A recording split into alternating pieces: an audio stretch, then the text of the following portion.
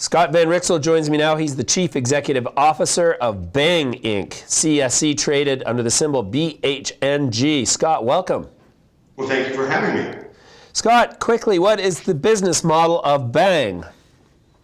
Well, first it's to promote the quality of cannabis and hemp in the marketplace, but we have three separate silos. One is our oldest silo, which is our, let's say, functional THC silo. We've operated through licensing agreements where we license our branding, our copyrights, trademarks to manufacturers in each individual state, and then they pay Bhang a royalty for the right to do that. So that's our first silo.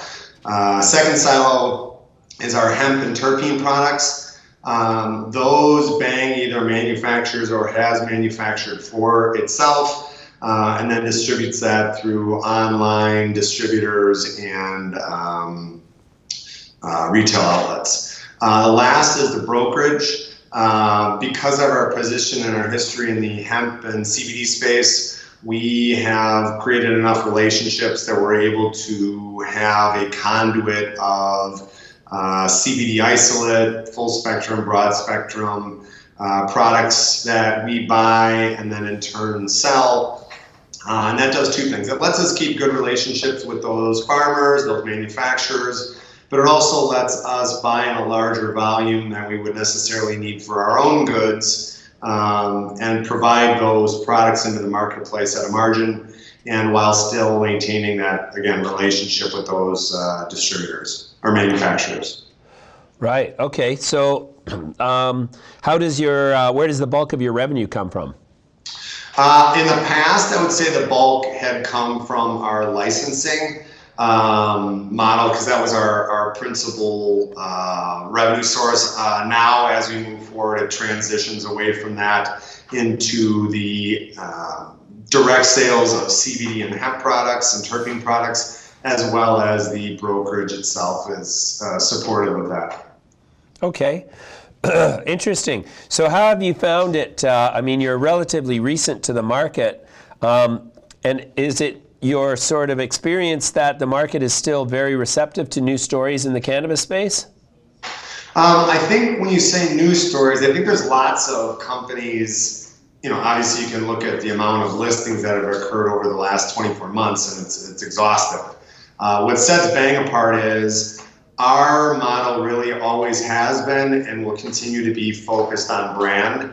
And I think that there's very few companies that have come into the marketplace that their value as a company and their value proposition to shareholders is brand focused. That's something that we have never wavered from. It's something that we've always had as our focus of the company, focus of our products, and what our long-term goal was to have our brand be the most recognized brand in cannabis, which ultimately equates into a value for shareholders as the next round of those large-scale investors and acquisition parties come to the table. They're going to be looking for who's the dominant brand that we can bring under our portfolio and move forward with, and that's always been our focus. Sure. Okay. That's probably, one of the things that I hear more often than anything else is that, we're a consumer packaged goods company focused on the quality of our brands, and we are going to dominate. And one of the things as a market participant who's in the market, it's like I can't really get a handle on who's winning this race. So how do I know which brands are the most popular? Where do I get that information? There's a lot of good, I think BDS Analytics is a good source, but one of the telltale signs of Bhang's success in the marketplace is you'd be hard-pressed to go anywhere on this planet and find someone that's knowledgeable about cannabis and ask them, do you know about Bhang chocolate, or have you ever heard of Bhang chocolate, and then not say yes. And that has been our cornerstone of success, is brand recognition. And that's something I think we've accomplished very, very well. We're one of the winningest, if not the winningest, cannabis consumer packaged goods winners, from whether it's the High Times, the Emerald Cup. I mean, there's a lot of events, but Bang has continued and will continue to dominate that. And that's a judgment of our peers, which is a good indication of our success. And then the last part that I think is the most important is you take a company like Indiva, Origin House, which was formerly Canna Royalty, True Leaf in Florida. Those are successful cannabis companies in their own right, and they don't necessarily need a brand like Bang to do well in the marketplace, but they sought us out. They chose us to bring us into their portfolio of branded products that they manufacture.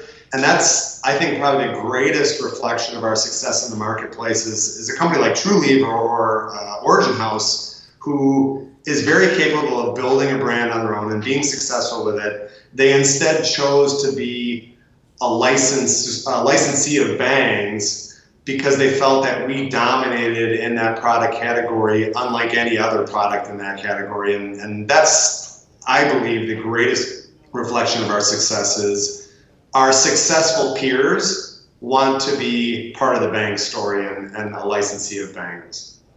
Right. Okay. So interesting. So you can make anybody's product, any grower's product, into Bang products as a licensee, and that's the model? There's confines within that. I mean, obviously, to maintain quality, we certainly discourage all of our licensees from using skunk strains or diesel strains because it's just an off-putting flavor in a chocolate bar. But the formula that I developed really is a universally blendable flavor profile, sans the really strong petrol or really strong skunk smells, which those aren't things you want to eat anyway. But having that ability to take the brand and make those small tweaks within the formula, bending on what that particular grower is growing. And in many cases, if the states aren't vertically integrated, that manufacturer is buying product off the market that meets our quality specifications and having it converted into oil, and then that oil finding its way into the chocolate, again, by our SOPs. And that's how we maintain the consistency and the quality. Sure.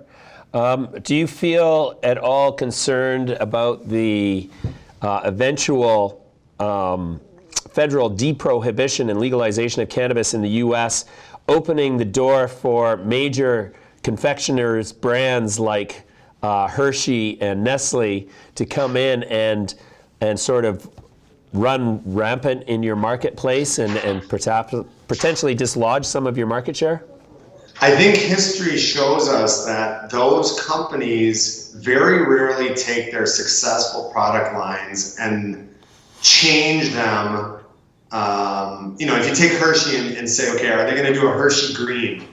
I find that unlikely based on the fact that they've got all these other developed brands under Hershey's. I mean, their Hershey bar is their mainstay chocolate bar, but all of their other confections are Hershey Little Name and I know Kit Kat is Mars, but there's different product lines. So what I see them doing is saying, who's the dominant brand in the marketplace for the product category that we would like to move forward with, and let's acquire that brand. I mean, look at Coca-Cola with vitamin water. Coca-Cola certainly has the means, the know-how, and the expertise to develop a vitamin water or Gatorade replacement. But that's not what they chose to do. They looked at who is successful in the marketplace and acquired it, which is I've said from the beginning, I think every single interview, I will keep repeating it because it's the absolute truth. There's two outcomes for cannabis companies. You're either going to get bought or bullied.